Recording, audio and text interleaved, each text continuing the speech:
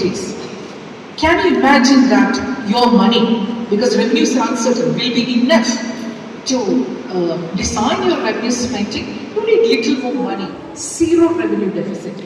Like revenue receipt will be, what are the main components of revenue spending? Education, health, employment. The government is acting as an employer of last resort, isn't it? Especially in the time of post-pandemic. In that fiscal space, employment is a powerful strategy for the coping up of livelihood and other concerns of widening inequality. We need to generate income. So that's very important. Now, pensions, salaries. So, if you are authorized finance minister, if she is telling that I want fiscal discipline in my country, so I will not go for too much of deficit, then what are the ways in which she can attain her dream? She has to either control her expenditure, otherwise her revenues need to be buoyant, taxes and non-taxes. And in revenue uncertainty time, if her revenue is not buoyant, and if she's too much concerned with the fiscal discipline, like 3% I need to reach, then she will go for austerity measures. That's the way it happened in Europe. It killed the economies. What is austerity? Many components related to the social welfare, social security measures will get curtailed. Your salaries will be staggered. Your pension will be staggered. So you want such a situation in which that affects human capital formation. You will cut your health expenditure. You will cut your education expenditure. But if you are fiscally disciplined, yes, she can show a number. My deficit is strict at 3%. But she is using the path to curtail her spending, go through the austerity because her revenues are not buoyant. Now the question is, can we afford to have a timely deficit? Because I don't want to curtail, if she is taking that path, I don't want to curtail my spending. Can I go little up? Because revenues are not buoyant. So that's the way we need to look at it. Now open the budget document again. There is a budget in brief. A document is there. Just one table you check. Just one table. That table gives you revenue, expenditure, deficits. Look at that. How finance minister has attained her numbers. Is it by curtailing the spending or is it through revenue buoyancy? You need to check that. So the numbers in India comes in 3 phases.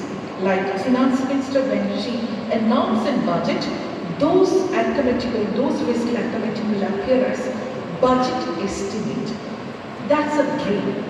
Like taxes she projects. She'll ask the bureaucrats, project taxes for me, like use the buoyancy model and project how much taxes we can collect. Then they announce a number. Then after 1 year, again open the budget document and look at the figures and see whether what she promised that she will collect this much of taxes and this much of non-taxes, did she collect? You have to check. And if it is lower than the budget estimates, in the revised estimates, that means the fiscal space will get affected because she promised that she will get this much fiscal space through her taxes and she couldn't collect the taxes. So that will affect her fiscal space. So it's a little tricky question. Midhun, if he is a finance minister, he may do a suboptimal declaration that I can collect only this much taxes when he can really collect it up. Why Midhun, I'm just using an example, why Midhun is doing that? Because in the revised estimate stage, he will get a little more fiscal space and he can see the taxes are buoyant. It's getting recorded or not, I don't know, but this is what has happened in union government. Bureaucrats, using the assumptions and model, they just announced a realistic number, not an over-ambitious number, any very realistic number. So when the revised estimates came, it was above the budget estimates of what was announced in the budget. So revenues are buoyant, okay? Now what is not built? In the non-taxes, in the capital receipts, more than tax revenue, you have a space to go for asset monetization, disinvest your public sector, there are many ways in which they were trying to generate fiscal proceeds. That was getting limited.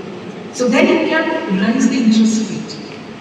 So we were asked, your financing deficit, your deficit is expenditure. Otherwise, the revenues need to be buoyant, taxes and non-taxes. And in revenue uncertainty time, if her revenue is not buoyant, and if it is components of revenue spending, education, health, employment, the government is acting as a designer, nothing more, nothing less. So revenue deficit will be seen. Then, if you are taking loans, or if you have a small island economy was in trouble because their debt was mostly financed externally. So will it happen to Kerala? No. Will it happen to Italy? Comes in 3 phases, like finance minister when she announced in budget, those are putting the future generations in debt. This question we need to ask. But as so mentioned, if it is for capital creation economy, if the rate of or the cost of the debt is lower than the rate of growth of economy, then I will be fine. But the hitch is, we are doing a little bit of a tricky business in terms of innovating space to do the capex.